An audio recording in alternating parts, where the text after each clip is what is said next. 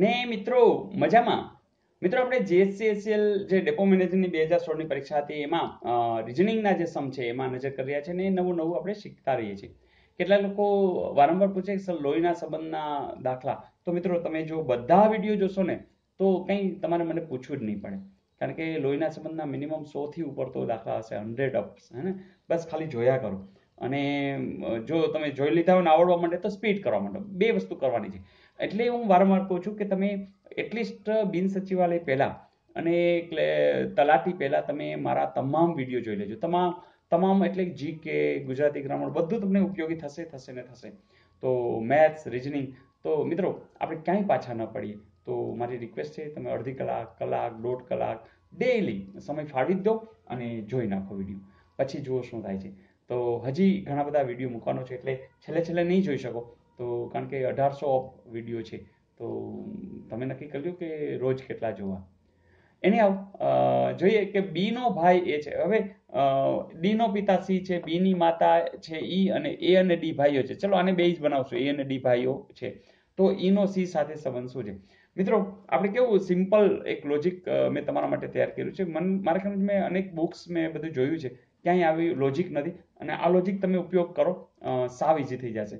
લોજિકમાં મેં આવું તમને સજેસ્ટ કર્યું કે ભાઈ હોય, પુરુષ હોય તો તમે ચોરસ કરો, બહેન હોય તો રાઉન્ડ કરો, ભાઈ બહેન હોય તો એક લીટી કરો, પતિ પત્ની હોય તો બે લીટી કરો.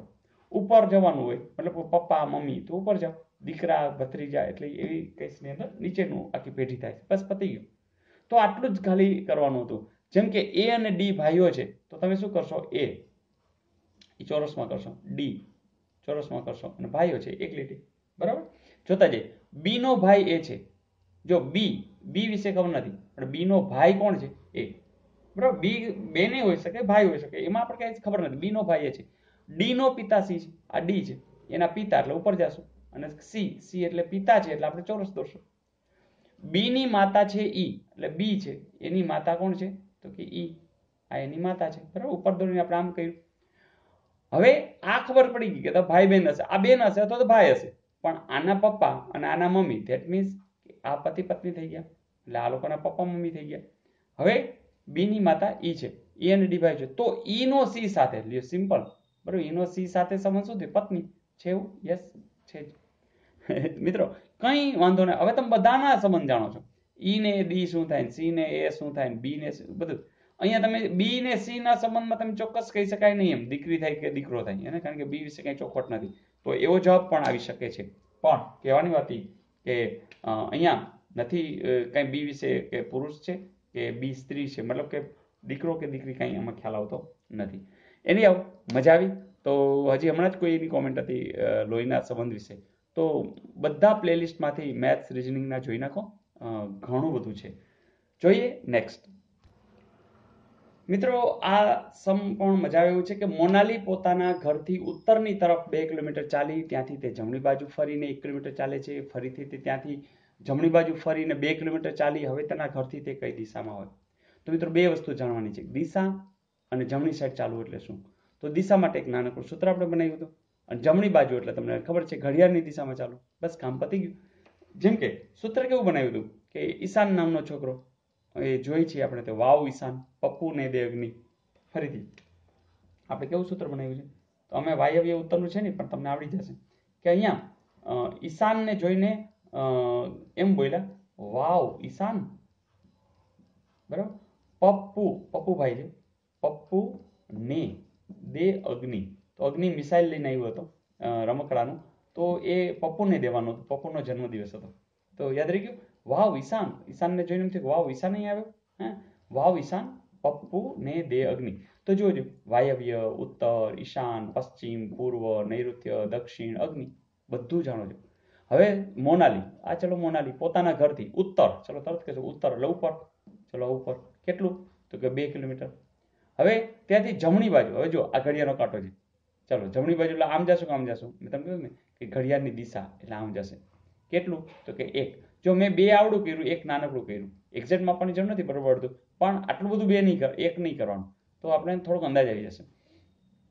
1 કિલોમીટર ચાલે છે, ફરીથી તે જમણી બાજુ, ફરીથી જો ઘડિયાળનો કાંટો આમ છે, આમ જશું કે આમ? યસ, ઘડિયાળના કાંટાની દિશામાં. તો એ કેટલું પાછું? તો કે 2. પતી ગયું. હવે તેના ઘરથી તે કઈ દિશામાં છે?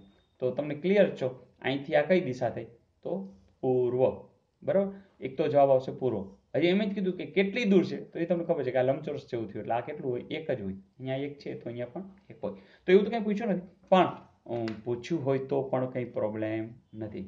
તો મિત્રો, આપણા વિડીયોમાં તમને કંઈક ને કંઈક નવું મળ્યા જ કરશે. અને કોઈ સમય એમ લાગે કે આ રિવિઝન થાય છે, તો તમારે સ્પીડ કરવાની છે કે કેટલી સેકન્ડમાં તમે એ જવાબ મેળવી શકો છો. તો મજા આવી? હોમવર્ક આપી દઉં ને? ચલો આપી દઉં. હોમવર્કમાં આવું છે, સારું ખરાબ. તો છત એટલે શું? તો આપી દો વિકલ્પ. ચલો આપી દો. વિકલ્પ તો આપવો પડશે. દીવાર, બોલતા નહીં હો કોઈ, તમને આવડી જાય તો, કારણ કે બીજા સાંભળી જશે. થાંભલા, બારી અને ભોંયતળિયું. યસ, સાવ ચૂપચાપ સાચું જે લાગે ને એ કોમેન્ટ્સમાં મોકલી દેજો, તો હું રાહ જોઈશ. અને હા, લાસ્ટ આપેલું હોમવર્ક પણ જોઈ લેશું ને? ચલો જોઈ લઈએ.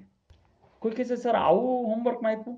એટલે આપ્યું કે આવું પૂછાયેલું, એટલે તમને ખ્યાલ આવે કે આવું પણ પૂછાય. યસ, એટલે કોઈ જે ગભરાતા હોય ને, ઘણા એમ કે સર થોડા હમણાં સહેલા લાગે છે. સહેલા એટલે લાગે છે કે તમે તૈયારી જાજી કરી લીધી છે. તો કેટલાક એવા છે કે જે તમારી જેમ જે શરૂઆતમાં જોડાણા હતા ને કેવી મુશ્કેલી અનુભવતા હતા, તો એનું પણ આપણે ધ્યાન રાખવાનું છે. તો સહેલા દેખીને રાજી થજો, અઘરા દેખીને શીખવા માંડજો, મજા લેજો. જોઈએ લાસ્ટ આપેલું હોમવર્ક. મિત્રો, પ્રશ્ન આવો પૂછેલો કે ADEQUATELY શબ્દના પહેલા 4 અક્ષરોને ઉલટા ક્રમમાં અને છેલ્લા 4 અક્ષરોને ઉલટા ક્રમમાં લખવામાં આવે તો જમણી બાજુથી 9મો અક્ષર કયો આવશે? મિત્રો, તમને ખબર છે કે આ 4 અક્ષરને ઉલટાવવાના છે અને આ 4 અક્ષરને. તો જુઓ છે, ક્યુ પછી ઈ, બરાબર, પેલા આ લખી પછી આ લખી, ક્યુ યુ ડી અને એ લખાઈ ગયા. પછી યુ એને તો એમને રાખો યુ એ, પછી આ બદલાવી નાખો YLET. હવે શું કહે છે? આ આપણી જમણી બાજુ, આ ડાબી બાજુ. તો જમણી બાજુથી 9મો, 1 2 3 4 5 6 7 8 9. તો ઈવડું ઈ, હે, તો ઈવડું ઈ છે એ જવાબ. તો મિત્રો, લગભગ લોકોએ ઈ જવાબ લખ્યો છે અને ઈ લોકો પણ સાચા છે, હે. તો મિત્રો, મજા આવી? તો મજા તો આવવાની છે, એટલે કે બસ રોજ તમે નિયમિત રીતે કામ કરી રહ્યા છો તો મજા તો આવવાની. મિત્રો, આ વખતે આપણે રાજીપો એટલે છે 10મા ધોરણના વિદ્યાર્થીઓ પણ બહુ રાજી થયા, કારણ કે આપણે ઘણા બધા વિડીયો મૂક્યા હતા ને, તો એ લોકોએ જોઈ નાખ્યા. ઇવન સમાજ વિદ્યામાં પણ આપણે કેવું સરસ વાર્તા દ્વારા મૂક્યું છે. તો જે નબળા વિદ્યાર્થીઓ છે ને, એ બહુ રાજી થઈ ગયા, કારણ કે સ્વાભાવિક છે મિત્રો કે કોઈ ફેલ થાય તો ક્યારેક એવું બને કે ભણવામાંથી ઉઠી જાય, તો મારી દી, કારણ કે નવા જમાનાની અંદર ભણતર બહુ જરૂરી છે. ભણવું તો જોશે જ. ઘણી બધી ટેકનોલોજી આગળ આવી રહી છે, તો ભણતર હશે તો ટેકનોલોજી સાથે તમે જાજુ કામ કરી શકશો. તો આપણું ધ્યાન એ જ છે મિત્રો કે કોઈ નિરાશ ન થાય, અને એના માટે તમે બધા પણ તત્પર છો, તમે બધા પણ જોડી રહ્યા છો. મને કહે છે કેટલા લોકો કામ કરી રહ્યા છે, સાથે રહીને કામ કરી રહ્યા છે, હોસ્ટેલમાં બધા સાથે વિડીયો જોઈ રહ્યા છે. That's good. ઘણાની કોમેન્ટ્સ મળી રહી છે. તો મિત્રો,